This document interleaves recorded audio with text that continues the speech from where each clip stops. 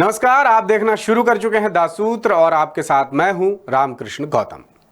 धान का कटोरा कहे जाने वाले राज्य छत्तीसगढ़ के करीब 25 लाख किसानों से जुड़ी बुरी खबर है।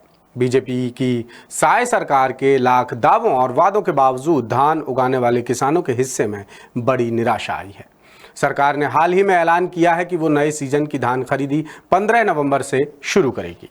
कैबिनेट बैठक के बाद मुख्यमंत्री विष्णुदेव साय ने दावा भी किया कि सरकार किसानों से धान का एक एक दाना खरीदेगी, लेकिन उससे पहले ही सरकार ने किसानों को दे दिया है बड़ा झटका, जिससे किसान बेहद टेंशन में आ गए हैं और नाराज भी हैं सरकार से। उनका कहना है कि पिछली बार की तरह इस बार भी 3,100 रुपए यानी 3100 रुपए प्रति क्विंटल के भाव से ही धान खरीदा जा रहा है, जबकि केंद्र सरकार ने प्रति क्विंटल 186 रुपए एमएसपी बढ़ा दी है। मगर राज्य सरकार केंद्र से आया पैसा किसानों को ना देकर अपनी जेब में डाल रही है और ये रकम होती है करीब करीब 30 करोड़ रुपए, यानी किसानों के हिस्से के 30 करोड़ रुपए सरकार बचाकर अपने खाते में डाल रही है।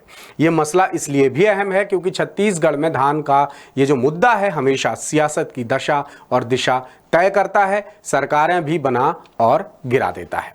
मिसाल के तौर पर धान के कटोरे में धान पर जो सियासत हुई थी उसका एक उदाहरण मिलता है 2023 के विधानसभा चुनाव से पहले, जब बीजेपी ने 3,100 रुपए में धान खरीदी का वादा किया था, जिसे बीजेपी ने अपने संकल्प पत्र में शामिल कर मोदी की गारंटी बताकर खूब प्रचारित प्रसारित किया था।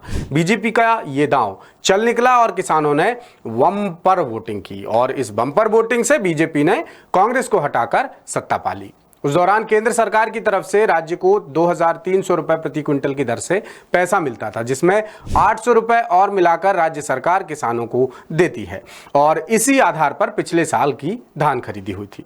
मगर अब सूबे के किसान सरकार की नीति का विरोध कर रहे हैं। उनका कहना है कि 2023 तक केंद्र सरकार धान पर एमएसपी के रूप में 2,300 रुपए देती थी, लेकिन चुनाव के दौरान प्रधानमंत्री मोदी ने छत्तीसगढ़ आकर 3100 रुपए में धान खरीदी की घोषणा कर दी, जिसके बाद किसानों में आस बंध गई कि केंद्र सरकार अब धान का समर्थन मूल्य 3,100 रुपए तय करने वाली है। लेकिन चुनाव के बाद भी धान की एमएसपी 2,300 रुपए ही रही। हालांकि राज्य सरकार ने 800 रुपए मिलाकर 3,100 रुपए प्रति क्विंटल की दर से धान की खरीदी की, मगर बीते 2 सीजन में केंद्र सरकार ने धान पर 186 रुपए एमएसपी बढ़ा दी है। इसी आधार पर किसानों की मांग है कि राज्य सरकार केंद्र से मिला पैसा यानी 186 रुपए जोड़कर उन्हें प्रति क्विंटल 3,286 रुपए के हिसाब से धान खरीदी करे।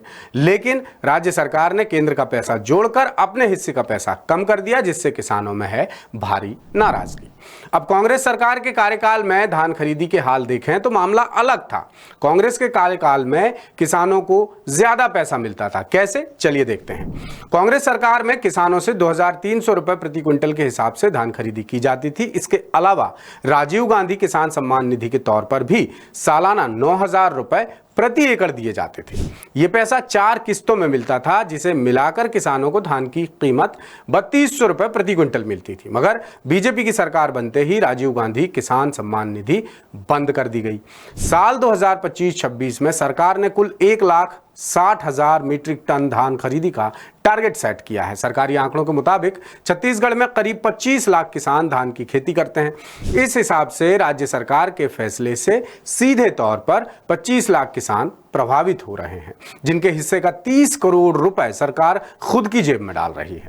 किसानों की इस परेशानी और मांग से जब हमने उप मुख्यमंत्री अरुण साव को अवगत कराया तो उन्होंने केंद्र की ओर से एमएसपी बढ़ाए जाने पर सहमति तो जताई, लेकिन बोले कि हमने 3100 रुपए में धान खरीदी का वादा किया है, जो हम निभा रहे हैं। इधर किसान केंद्र से मिले पैसे को जोड़कर धान खरीदी की मांग कर रहे हैं, अड़े हुए हैं अपनी बात पर। अब ये देखने वाली बात होगी कि 15 नवंबर से पहले सरकार को मनाने के लिए किसान भाई क्या जतन करते हैं, क्या तरीके अपनाते हैं और सरकार अपना फैसला बदलती है या नहीं। लेटेस्ट, इन्वेस्टिगेटिव और इन डेप्थ खबरें देखने के लिए ज्वाइन कीजिए दासूत्र का व्हाट्सएप चैनल, सब्सक्राइब कीजिए यूट्यूब चैनल, लाइक कीजिए फेसबुक पेज और पढ़ते रहिए www.dasut.com।